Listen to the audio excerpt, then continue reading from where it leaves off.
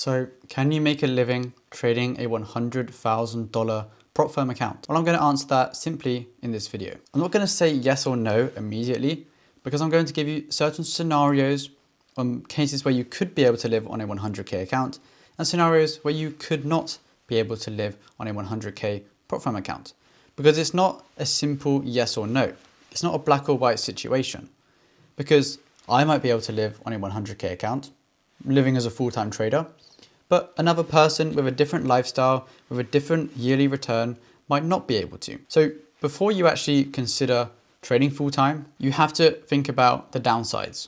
So I'm not going to go and just say it's all a happy situation where you purchase a 100K challenge, you pass it, you get funded, and then that's it, you're done for the rest of your life, because I would be lying to you. And I don't want to lie to you, so I'm going to give you how it really is. So I'm trading right now a 100K account. But what I also know in the back of my mind is that is gone if I lose 9 trades or 8 trades. It's better to go for a conservative approach and say 8 trades, because you don't know the slippage you're going to receive on any particular trade you take. You also have to consider commissions that are adding up for each trade you take, and also spread. Many people don't consider spread when they are considering their overall max drawdown on a prop firm account, whether this is the funded account or the challenge phase. So I always allow 8 trades. So if a max drawdown is 8%, then that is okay, because then that means 8 trades and I lose the account overall. And this might leave you with a little buffer, but it does mean that is the point where you blow it, rather than thinking you have 10 trades when you might actually not. And then when that situation does actually happen in your trading, you might be quite surprised to know that, oh, I've blown it early when I didn't expect to. I thought I would have some more breathing room, but it might not be the case. So it's better to be prepared for that and expect it to happen rather than it creeps up on you and startles you in the markets. So the downside there is that you can potentially lose that account. It can only take one losing streak for you to lose the whole account and therefore your whole income if you are relying on that one 100K account. A better way to actually do this could be by trading 2 50K accounts, but trading them separately from each other. So rather than trading a 100K account that is receiving all of the trades that your strategy provides, so let's say my strategy presents 5 trades this week, rather than taking all 5 on that one 100K account, you can split that between 2 50K accounts. So let's say the first 3 trades you take on one account, the remainder of the trades, so the 2 trades that are remaining, you take on the second 50K account.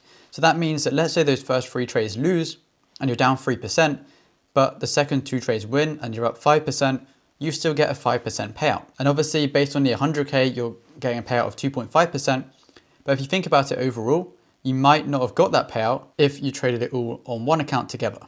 Just something you have to consider. And if you are able to do this with various different accounts, so let's say you scale this up to 2 100K accounts and you trade those simultaneously from each other, then again, you can minimize the overall drawdown. So let's say the next 3 trades the following week, you win. Okay, you traded them on the first account, so that account is now in profit and ready for a payout. And the second account, those trades actually lose. Again, that account's now in a slight drawdown, but you still get a payout from the first account. A very, very simple way to actually do this, whilst also limiting the chance of you losing all of the accounts, because you would have to receive a 20% drawdown to blow both accounts with no wins. And is that likely to happen for you as a trader? Most likely not. And if you actually are going to receive or could potentially receive a 20% drawdown, then you probably should either lower your risk before trading with prop firms or alter your strategy so that it does limit the drawdown you're going to receive. Because on a normal account, a 20% drawdown might be normal. If you are returning, 80, 90%, or even 40, 50%, this would be considered quite a good return. But trading on a prop firm, it might not be a great situation to potentially lose both accounts at once. Not a great situation to be in. And as I know, the majority of my audience is from the UK. This one is UK specific. So it might seem great making your prop firm profits. And I'm going to show you here that I'm actually up $7,000 on this account.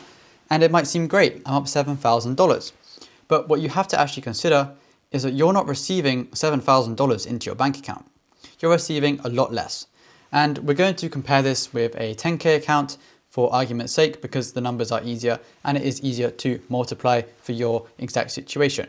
So $10,000 profit made. Let's say that is the case. You're losing 20% of that from the profit split. So they are taking 20% and you are receiving the 80%, which is quite a generous profit split considering you're taking on no risk and all the risk is on them, even though it's not real funds, but you kind of get the point. And then you have to convert this $8,000 into pounds. And this right now would be just shy of £6,000. So on your screen, it looks like, oh, I've made 5 figures, I've made $10,000. That is absolutely great. But you're only receiving around £5,900 from this profit. It doesn't seem like a bad situation still, but you have to consider this when calculating your returns, because you could return 20% and think, oh, I've made 20K, that's pretty good. No, from a 20K payout or from 20K profit made on a funded account, you're only receiving £12,000. You can scale this up even further. And let's say you had a 100K payout or you made a 100K profit in a year, you're only receiving £59,000. Again, this is an amazing amount to make from prop firms, but you're losing almost half of the profits that you're seeing on your screen. So it can be quite misleading, the profits you're seeing versus the profits you're receiving into your bank account. And this can also influence a lot of people when they're actually in their trades. Oh, I'm up $1,000. That is unbelievable amounts of money. What am I going to do? Oh, that's actually only $590 or £590 even that I'm actually going to receive from this trade. Again, something to consider when you are calculating your profits that you could potentially make. So let's say you normally calculate, okay, if I have £100,000, I make a 30% return, I'm going to make 30K in a year. But then you see, oh, well, if that's on a prop firm account, prop firms, $100,000, if you're trading with dollars instead of pounds, oh, I'm going to be making 30% still. I'm only actually getting £18,000 into my bank account as opposed to that $30,000 that you did expect. So you need to make your results and your goals realistic in your situation, especially as a trader from the United Kingdom. Based on the average trader stats, 99% of people that trade prop firms are most likely going to lose money.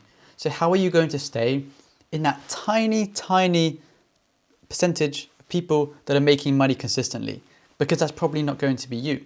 So how are you going to do that? How are you going to live on that account, trading with one account, making profits? And based on the average salary that you're probably going to have to make, in the UK, you'll probably be forced to make 5 to 6% per month in payouts to actually live on an average salary. And this can be quite difficult for a lot of traders to make. And I think that is a very, very unrealistic target for the majority of people. Can this be a great side hustle? 100%. I think a lot of people could make money from this as a side hustle.